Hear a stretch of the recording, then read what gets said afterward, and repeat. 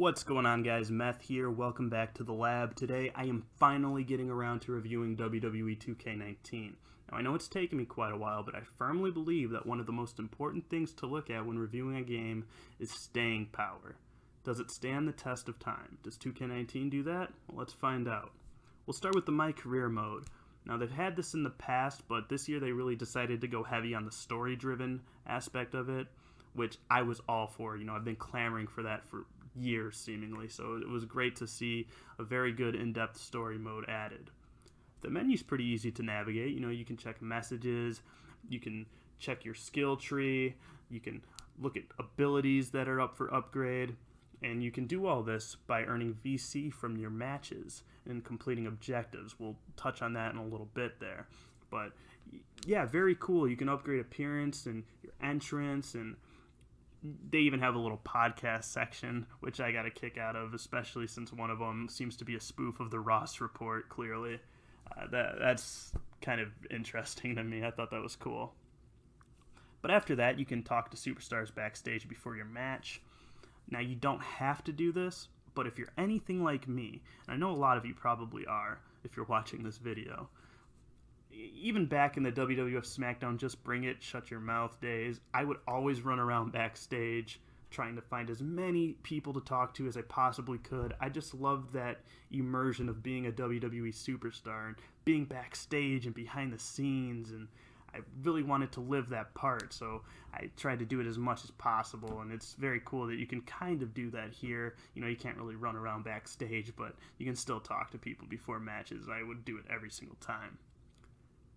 Then you get into the match, and it's very objective-based.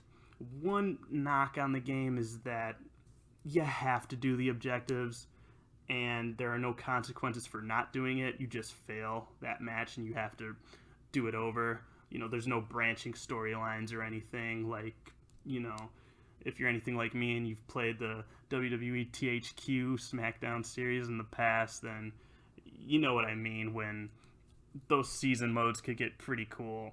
You really felt like you were in control of the story. You don't have that here, unfortunately.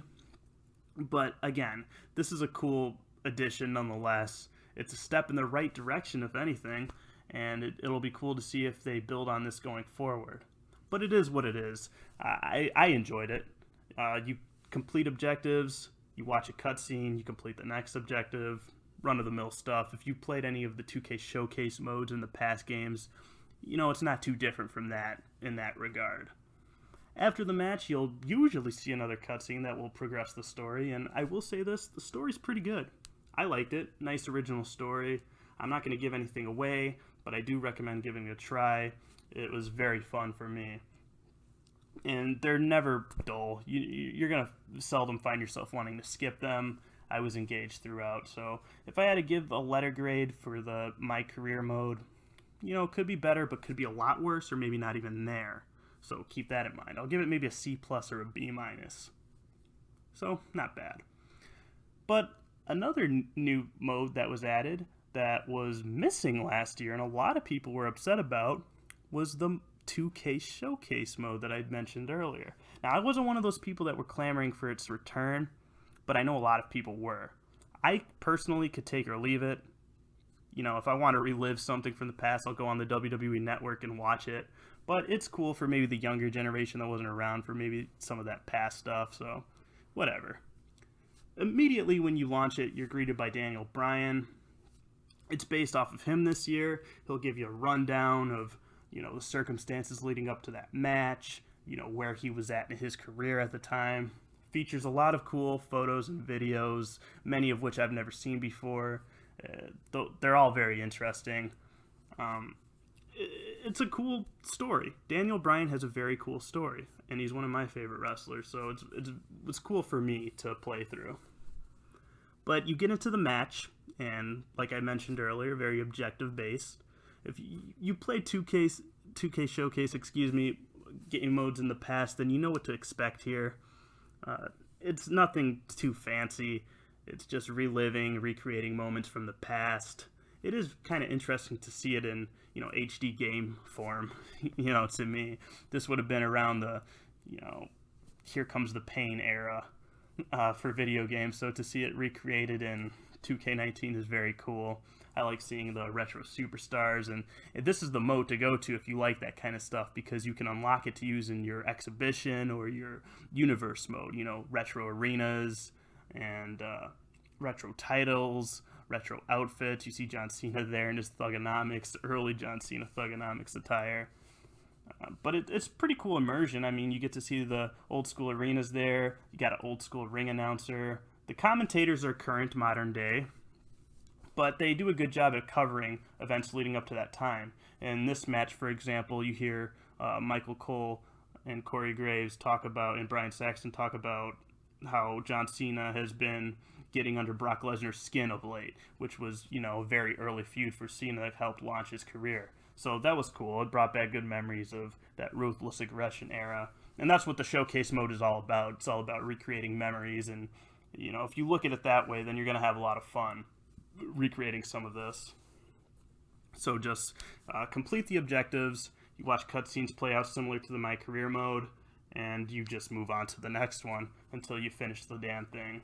It's cool, you know, take it or leave it, but extra content I am never going to, you know, say no to. I will always take it. So it's good to see back. I'm curious to see what they're going to do in the future. There you go, people that were harping on 2K to bring this back. It's back. Are you happy? I'm happy for you. Another thing I should touch on quickly too is the addition of the 2K Towers mode, which essentially is picking a superstar and then running a gauntlet with them. You have to win a set amount of matches to complete that said tower. There's not too much to say about it. I won't get too in-depth into it. That was pretty much the gist of it. It's cool if you want to find new and interesting ways to challenge yourself. And again, like I said before, I'm never going to say no to extra content. That's always a welcome addition to me. You get more bang for your buck, even if it is kind of shallow. It's still there, and I do appreciate it. But hey, let's get into the gameplay, because after all, everything else is just kind of gravy, right? This is the meat and potatoes, the lifeblood, if you will, of the 2K series. The gameplay, is it any good? Yeah, it's pretty good. I like how every superstar has such a precise, true to their real-life counterpart moveset. The 2K really goes hard on the movesets, and I really like it. Everybody has their signatures, their finishers, and their taunts, and they've always had that kind of, and they always nail their entrances. You feel like you're playing as Seth Rollins for sure when you play as Seth Rollins. But this game is plagued by the same issues that have been plaguing the 2K series since they took over for THQ. And I'm not saying THQ is perfect. I'm just saying, I'm saying what it is. Robotic, clunky, stiff movement. In my opinion, the cruiserweights don't feel any different than the heavyweights. Everyone moves the same. And the gameplay isn't terrible. I just feel like it should be more than what it is at this point. I don't like the reversal system. It just seems like a game of who can use the reversals when. That's pretty much the match. That is the whole strategy, is just reversals. I preferred when just, you know, right trigger reversed grapples and left trigger reversed strikes. I thought that was cool because you would have to guess. You couldn't just spam one button, and it was much easier. You didn't have a limit to reversals either. I know you can turn it off in the options, but that's just my preference. Other than that, the gameplay's fine. You'll have definitely more fun playing against other users than against the computer, where they're very predictable. But you're going to get your money's worth out of this game in the fun department. Just don't expect anything too revolutionary by any means. The presentation aspect I really wanted to get into here.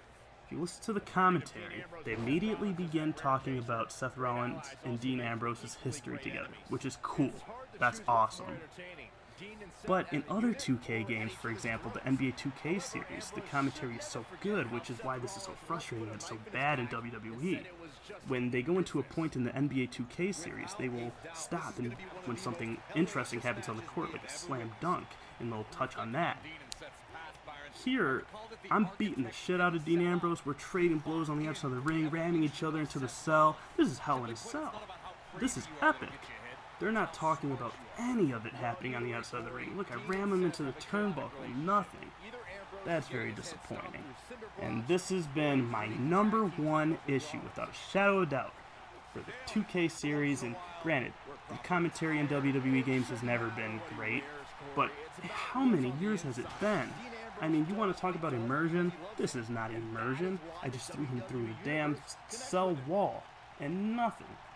You'll see here, I'll start beating him up, slamming him against the announce table right in front of them. They don't talk about it. And I try desperately here to get something out of him. I start climbing the cell, nothing. Dean Ambrose starts climbing the cell, nothing. Are you kidding me? Like, come on. This is WWE 2K19. I know I keep saying that, but it's just ridiculous how bad that this commentary is. This is what really gets my goat. I powerbomb this mofo off the cell, through the table, into their laps, nothing.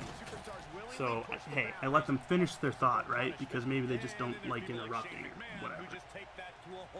Leap off the cell, nailed it.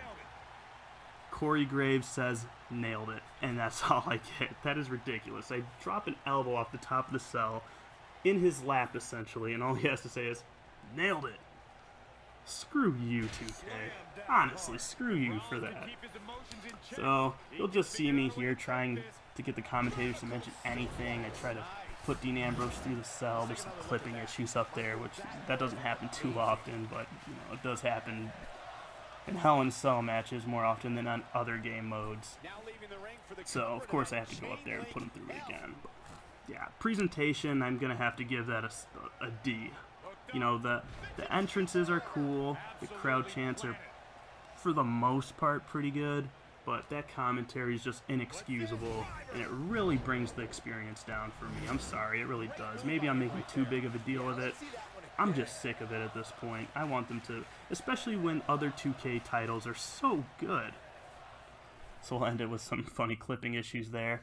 But yeah, guys, WWE 2K19, it looks like it's finally getting a step in the right direction with the addition of the story-driven My Career mode, and I like that the showcase mode is back, but ultimately it's being plagued by the same issues that have been bringing it down for years, and I don't know if they're not listening to the fans, or they just don't care, or if it's just laziness, but something needs to change with the gameplay mechanics and the commentary, because come on here. I've been a loyal customer for years, and I buy this every year with the hopes that it'll get better, and I just get an FU every year, it seems like.